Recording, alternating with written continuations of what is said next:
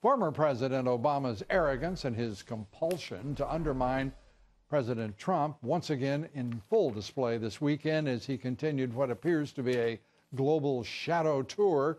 Speaking in Paris, Obama railed against what he called a temporary absence of American leadership. Can you imagine the arrogance? It's breathtaking. Saying that, he said, because the Trump administration chose to withdraw from the job-killing Paris Climate Agreement. Amazing. Joining me now, former UN Ambassador John Bolton, American Enterprise Institute Senior Fellow, Fox Business contributor. Great to have you here. Glad to be here. I cannot believe this guy. He's emulating what he did in May, following President Trump around instead of apologizing, attacking the president. Yeah. Look, he doesn't know what to do with himself now that he's no longer president. Could I send him a few suggestions? Yeah, I'm sure we could. He's engaged in what it appears the Mueller investigation wants to go after the Trump administration on, a violation of the famous Logan Act, conducting his own foreign policy overseas, no less. I mean, this is another demonstration of the hypocrisy of what we're facing in Washington. This is subversion. This is beyond just ignorance. It's beyond opposition. It's beyond resistance. This is outright subversion. There has never been a president who has ever done this to his predecessor in American history. Well, I think it's part and parcel of the complete unwillingness of the opposition to acknowledge they lost the election. They're still unable to process it. But why do we keep carrying that around? I mean, John, what I'm asking is, who gives a damn what they acknowledge? It is the reality. If they refuse to recognize reality, then, let them go get medication, treatment, whatever is required. But let's move the republic ahead. Well, that's what we should do. And that's what President Trump is doing. They're trying to prove the administration is illegitimate, and illegitimate. That's what you can say. They are the ones who are. I mean, this Leandra English at the Consumer.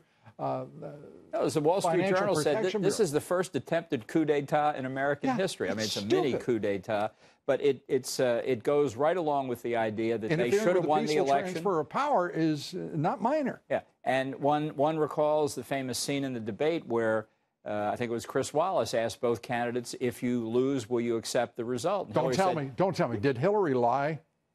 Well, look, remember William Safire, the great columnist for the New York Times, who 20 years ago called Hillary a congenital liar. 20 years ago. Yeah, and I think that it was a persuasive case he made, as usual, when Bill got a hold of the facts and the language. But this should not be a surprise to anyone. Yet the national media has moved to a different place. The national media has become not only left-wing, but it's a closed feedback loop. And it is broadcasting only to those who support one point of view, and that is the leftist view. And the Clintons, I think it's immaterial whether it's the Clintons, although they play a major role in it, or any other part of the left. Yeah. Well, I think the real threat to the Trump administration remains the Mueller investigation. Dianne Feinstein gave away the story yesterday, not that it wasn't obvious that they're seeking an obstruction of justice conspiracy but here. That's such a ridiculous charge. It's because they've exhausted the illegitimacy charge. The Russian collusion has been rejected. All they have left is obstruction of justice. But it's dangerous for this reason. Because Mueller's in the special counsel. What they've got here is they've created a category of crimes that only exist because of the investigation. Lying to the FBI, perjury, subornation of perjury, destruction or alteration of documents or other evidence, obstruction of justice itself.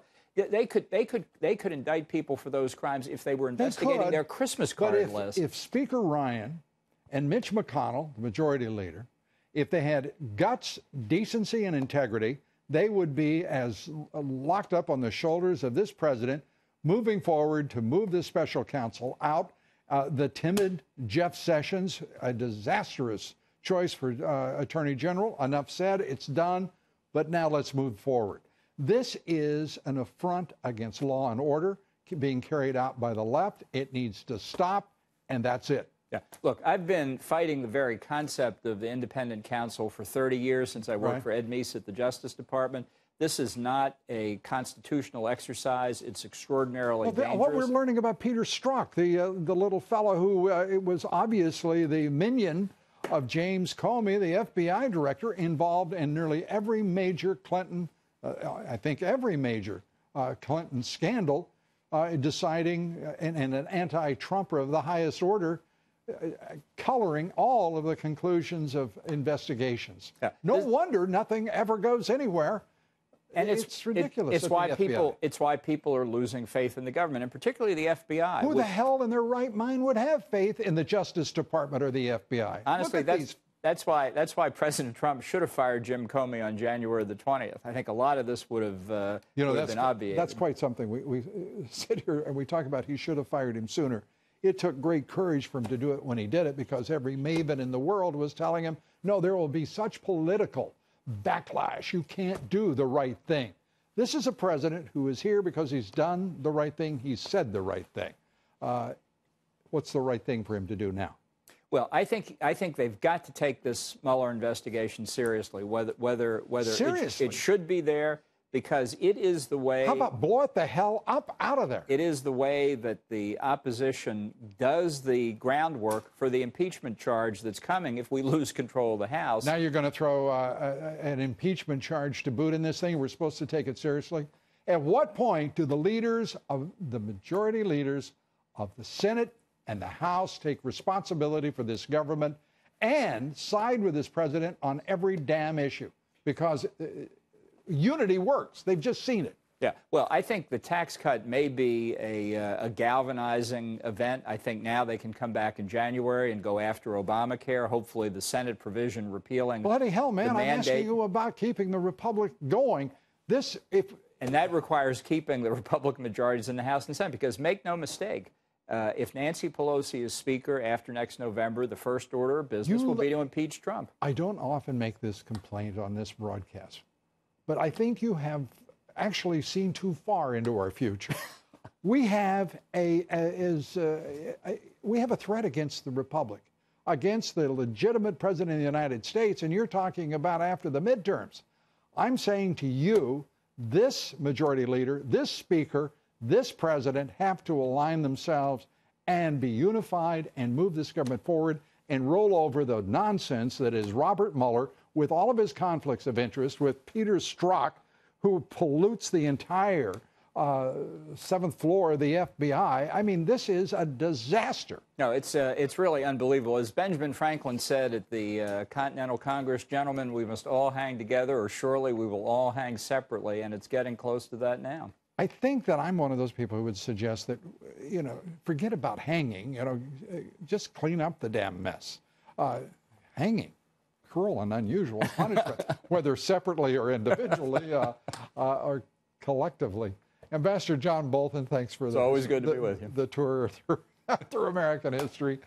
Good to see you.